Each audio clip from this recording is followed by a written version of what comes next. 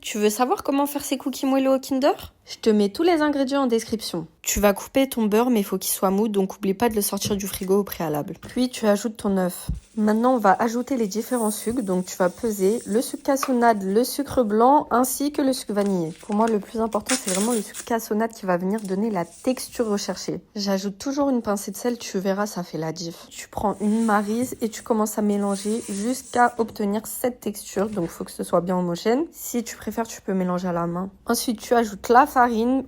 Fais-le petit à petit, pas tout d'un coup. Puis tu mélanges. Il faut que tu obtiennes une grosse boule de pâte et à ce moment-là, tu pourras ajouter tes pépites de chocolat. Moi, je préfère le chocolat noir, mais tu fais à ton goût. Si tu préfères du chocolat au lait, du chocolat blanc, c'est comme tu veux.